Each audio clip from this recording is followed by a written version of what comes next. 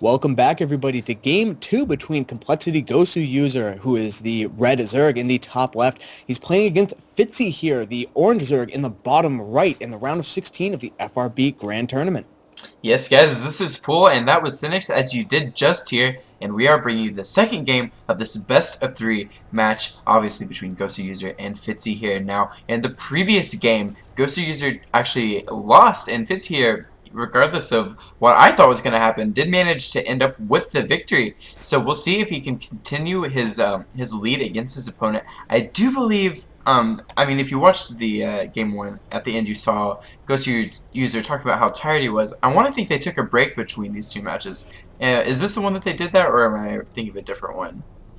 I believe that this one is. We were not able to cast this with all of the rest of the round of 16 games, partially because we cast as many of them as we could and we're just getting really tired. We cast for like 4 or 5 hours straight.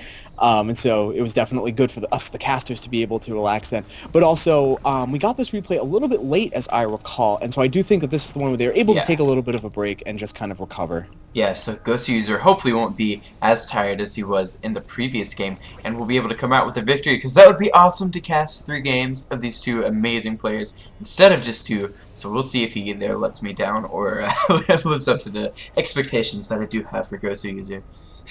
I do think that this was almost certainly the one that they took the break of, just by looking at their builds. Both of them have gone for very aggressive spawning pools. On average, you want your spawning pool at about 14 or so if you're going for a Gaston pool opening in your standard game of StarCraft 2. But in FRB, sometimes it's worth it to get that spawning pool just a little bit earlier, because you don't need as many workers in order to saturate your base.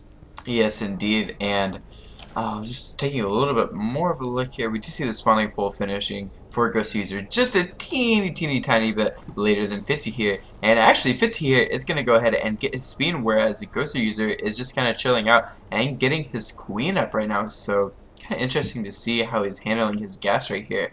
There we go, there's the speed. I was just wondering if maybe he was going to bypass speed and go for something else, but looks like he is going to get that just a little bit later. Yeah, FitzyHere is definitely going for the much more aggressive play. He cut drones far earlier than his opponent, and is now at only 10 against his opponent's 15. But his Zerglings are already on the field, and he's massing them up in his base with his speed a little bit quicker than his opponent. So while there's no Baneling aggression coming, if he is able, well, now there are Banelings actually on the way, which is a very good move from coLGowser. He might be able to defend this. But the Speedlings running into his base might be a very distinct problem, because there are quite a number of them on the field. Yes, indeed, and I do believe, obviously, as you've stated, FitzyHere will most likely go ahead and attack into coLGowser, although he is kind of just chilling, as you were saying. Maybe he just wants to wait a little bit longer for speed, and now coLGowser's Overlord does spot this attack incoming, so he will be able to hopefully prepare in time. As you can see here, he is currently making 4 Zerglings, and of course he has his queen in his main base. And actually, if he just moves his Zerglings up to the ramp, he should be able to block that off pretty easily and not really worry about FitzyHere actually getting into his base. It's not what he's doing right now, though. No. Unfortunately, the units of FitzyHere are getting a pretty good position, though. Unfortunately, they are blocked right at the top of the ramp. And this kind of blitz attack almost that FitzyHere was going for is starting to work, but that one Baneling might literally be the deciding factor in this conflict. It does look like coLGowser's Baneling was able to manage to defend the ramp, and actually just chilling out in front, like, come at me, bro, I'll blow up in your face. But it does look like FitzyHere is going to go ahead and retreat for just a little bit.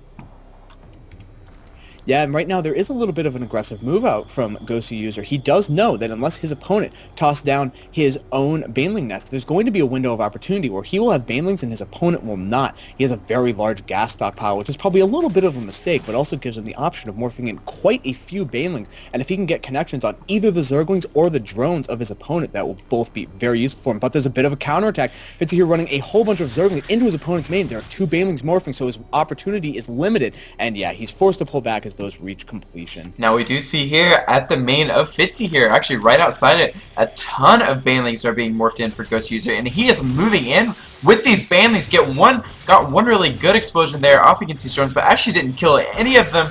And oh my god, wow, coLGowser not actually managing to do anywhere near as much damage as he wanted to, and FitzyHere microed around his drones really effectively right there. There are a lot more Banelings also moving in, though. The Spine Crawler was taken down just by the AoE damage. One good hit takes out 3 of the drones, and all of these other drones are just forced off the mineral line. He might not be killing them, but he's dealing a very good amount of economic damage.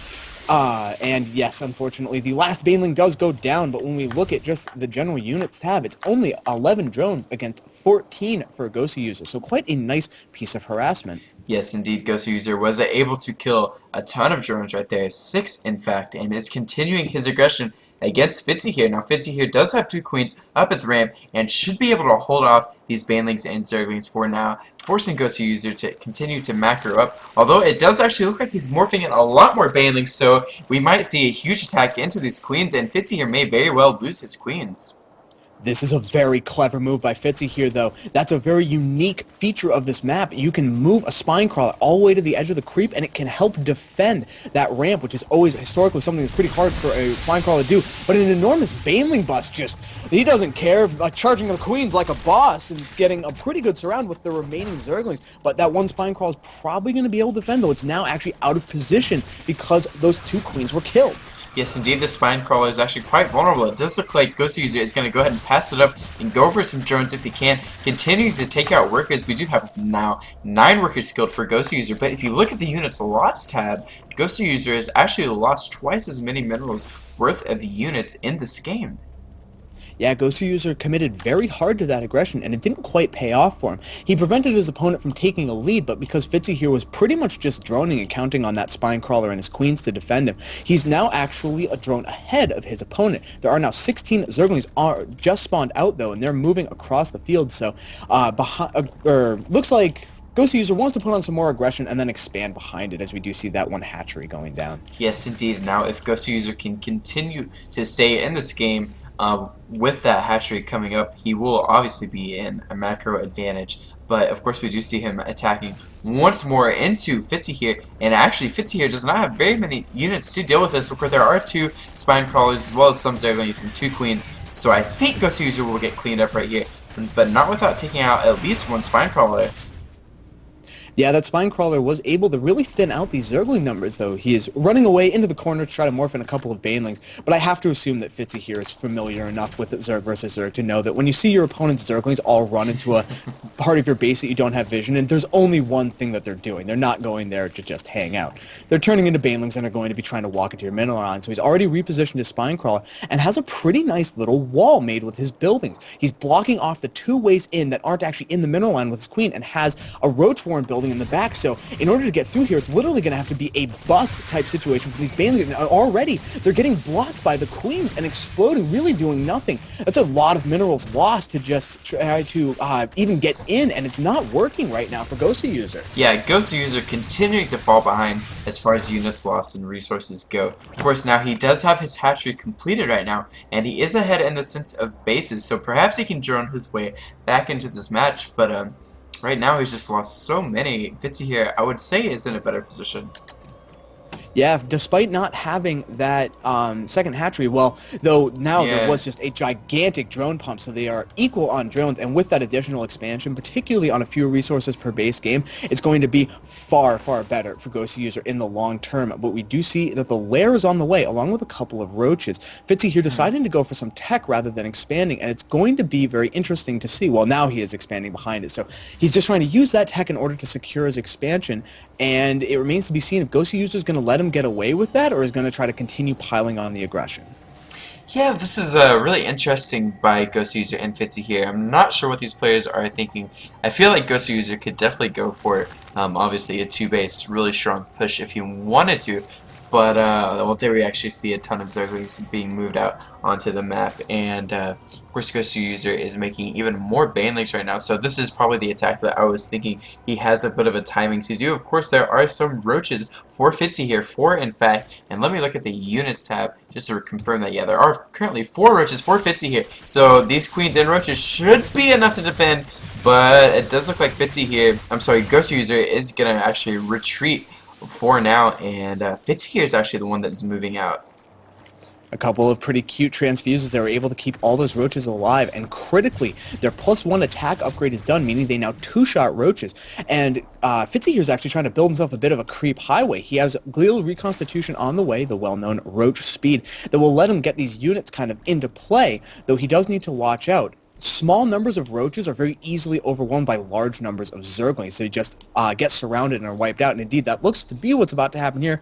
And unfortunately, yes, as all these units move down for coLGowser, he gets a perfect surround on all of those roaches. Doesn't waste any of his baneling, manually controlling them to make sure that they don't end up running into those roaches. And right now, Fitzy here needs to be kind of careful. Roaches will eventually beat zerglings, but in small numbers, it's actually zerglings that have the advantage.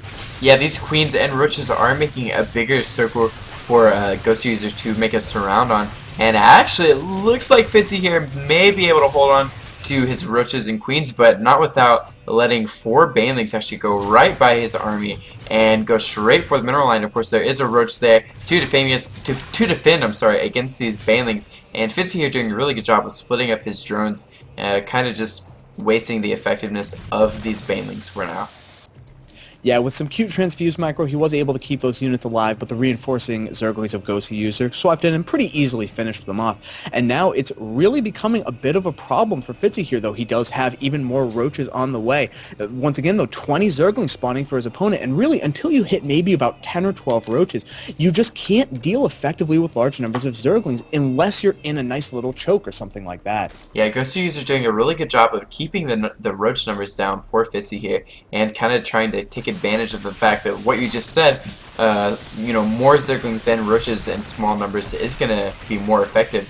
Now, it does look like Fitzy here is continuing to add reinforcements to this attack, and of course there are still some zerglings on the map, but I think Fitzy here is actually going to come out the victor in this little micro battle in the middle of the map with 2 roaches left against, well, not really much of anything for coLGowser. coLGowser does have 7 roaches about to spawn, so he will be able to clean this up, maybe taking a couple of drones in damage, but probably not going to take very much overall. What will deal a lot of damage to him if he doesn't do something to handle it is the Spire that's currently on the way for Fitzy here. Fitzy here has both gases running at full capacity and has a bit of a bank saved up already, meaning that he might have enough for maybe 8 Mutalisks when that Spire actually completes. And unless there's a Hydralisk Den or an Evolution Chamber or something thrown down for coLGowser, despite the supply advantage he's getting himself with a very large number of roaches that he's built up, he might find himself completely defenseless in the air front. And actually, if you don't mind telling me where you are in time, I accidentally pressed B, so it rewound it just a little bit. What's the time? In order to not spoil it for everybody right now, well, actually, we can just say the current time. It's 17 minutes and 34 seconds. Okay, wow, I actually sped up really well right there to make up for it, so good deal, we're good to go. We do see that the glial reconstitution for coLGowser this time is on the way. Looking at the unit tab, he's at 19 roaches to just 2. Now, there's going to be a little interesting dynamic, which is that the Mutalisk will be able to pick away at these roaches and swoop in to the almost completely undefended main and natural of coLGowser, when there are, in fact, now 8 on the way. But something that Fitzy here is going to have to watch out for is that roaches don't die very fast to Mutalisks. Because they have 1 armor base, and that subtracts from all 3 bounces of the glaive worm of the Mutalisks, coLGowser might be able to just box his roaches and 1A into his opponent, and the Mutalisk will not be able to kill them quickly enough to prevent crippling damage in both his main and natural. Yeah, and I'm actually trying to figure out if coLGowser realizes there are Mutalisks on the way or not. It doesn't look like he has a Spore Collar or anything like that to deal with air units, and he's actually not even making more queens, so he might be taken completely off guard right here. And if Fitzy here can go ahead and get into the base, kill the queen, and take out a bunch of drones, he might be pretty well off in this battle. And yeah, there's really nothing for coLGowser to handle these mutas, but like you said, he is going to go ahead and 1A down to the base. We might actually end up with a base trade right here. I do think a base trade is definitely where we're going to end up. There's 8 Mutalisks on the way, but really just no defenses in Fitzy here's main. He has 11 roaches, but against 25, they're not going to last very long. The expansion for both players at their 3rd is going up right now, but there's only 2 drones left on the field for a coLGowser, so it's now on him. He has to get in to critical damage, and that's exactly what he's trying to do, rushing his roaches right into the face of his opponent, immediately burning down one of the queens and just tearing through the forces of his opponent. But he's definitely on the clock. Eventually, these roaches are going to die to the Mutalisk, and he needs to deal crippling damage to his opponent before then. Yeah, that's the thing. With Fitzy here's army, not only were his ground units going to be effective against this, but his air units obviously are going to be infinitely effective against these roaches. and we do see here FitzyHere is actually moving his roaches, I'm sorry, his Mutalisk down to go ahead and clean up these roaches. So coLGowser is going to need to take out this lair as soon as he possibly can before losing his roaches. And will he be able to get it? It's going to be really close right here, and I think that he might manage to take out the lair. Oh, although actually no, he's going to get cleaned up. Wow. He does not quite make it, and with only 10 supply left, this is a really awful situation for coLGowser. He has no workers currently on the field and no money, which means that though he was able to super on the back and finish off that one third, and so really the only base that FitzyHere in fact has left is the 153 health lair. So there are only 2 roaches on the field and a Zergling, which are currently being cleaned up by the Mutalisk. coLGowser is at no supply. Unfortunately for him, yes, he is forced to GG. Yes, and that is going to be the end of the game. So it does look like FitzyHere is going to go ahead and advance into the round of 8, which will be broadcasted this upcoming Friday, which will be Friday the something. The 20th. The 20th, yes. So you guys be sure to tune into that one, as it's going to be obviously a lot of fun with me, Pool, and Cynics, my good old buddy. We will see you then.